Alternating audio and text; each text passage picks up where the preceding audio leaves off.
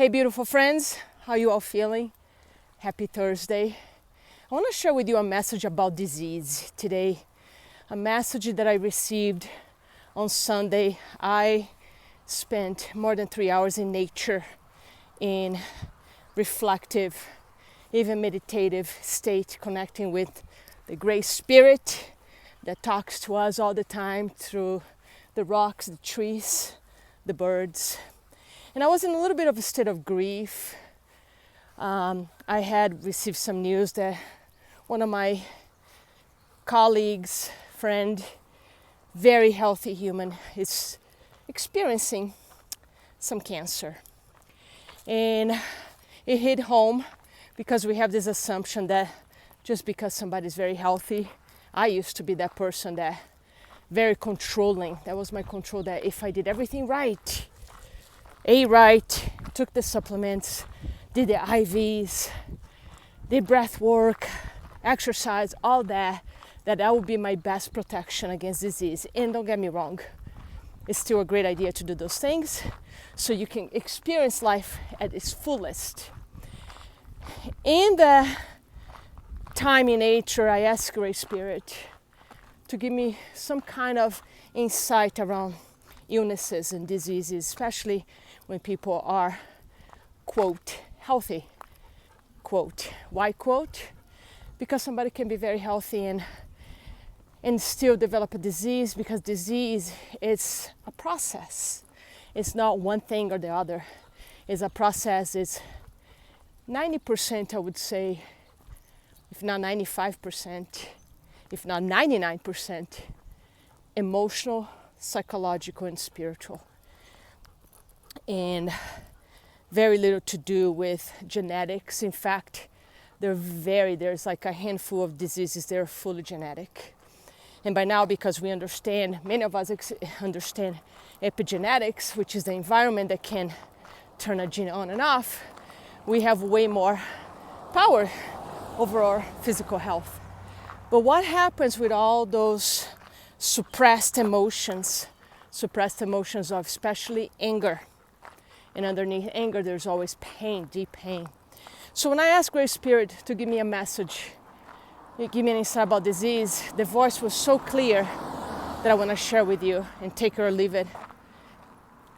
Illness is a messenger. Illness is the messenger. You hear people talking also about how physical illness or mental, any kind of illness, any kind of disharmony really, is the last resource that the body, that our soul has to show through the body that something is asking for attention. That's why in somatic healing, I practice a somatic therapeutic model called compassion inquiry, which is a model created by Dr. Gabor Mate that writes about stress and disease extensively. And I learned so much about him, continue learning. So illness is the messenger. And then the follow-up to that was, don't kill the messenger before you gain the wisdom. What does that mean?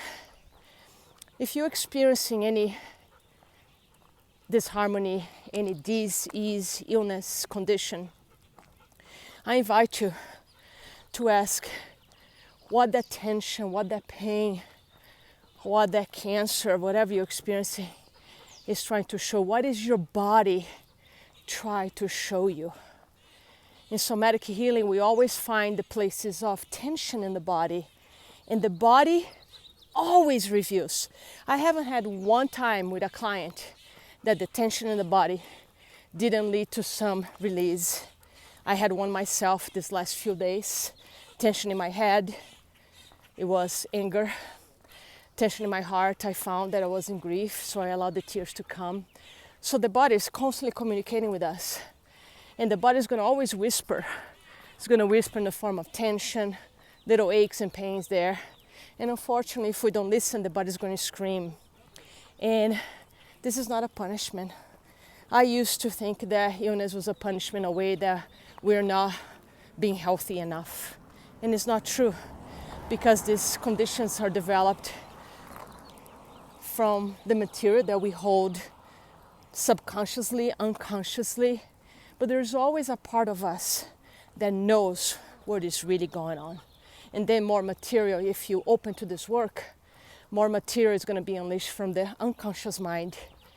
And this is what we call spontaneous healing. Why do a lot of people have spontaneous healings? They sitting, they going deep into the process, and they connect with love. So it's not just dissecting psychology, inner child, wounds, trauma, or survival strategies. It's a combination also of accepting the truth of divine self, the divine within you, that you are divine. You are God's self. You are a piece of the divine, of the cosmos, and you have the entire cosmos inside you. So if you have the entire cosmos inside you, there's a tremendous possibility for you to heal.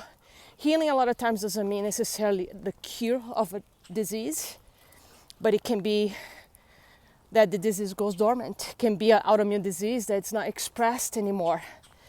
It can be a cancer that it's going in a, what is the word? I can't find the word right now, but it can be a tumor that disappears. And there are plenty of cases. They're out there. Unfortunately, they don't show that on the news every day. Can you imagine if you watch the news every day and they show the number of people that had spontaneous healings? What a different world. Instead, they promote fear, which feeds that process in the body of staying survival. That's why one of the strongest messages that I like to share, and I'm going to share more because even though it's common sense, it's still not applied, is that we need to get out of survival. If you got food, you got shelter, you're moving, you're not in survival, but your brain might be. And that's why you need to do the inner work to find what part of you feels deeply unsafe. That part of you that keeps your amygdala, that keeps your limbic brain turned on, you're always in fear. And that itself creates disharmony in the body. So back to the message. Illness is a messenger. So listen to the body. If you want to learn more about this, how to connect with your body, work with a somatic practitioner, work with me. I teach my clients how to do this work because ultimately we are our own healers. You connect with that divine within you, and that's the healer in you. So I want to be clear that it's not you as the I, the ego I. That one can create more problems actually, but it's the divine within you that is the healer inside you. So what is the message for you? What is trying to be birthed inside you? And if you pause and reflect on this, I'm gonna guess that you have few answers already. Much love to you. Blessings.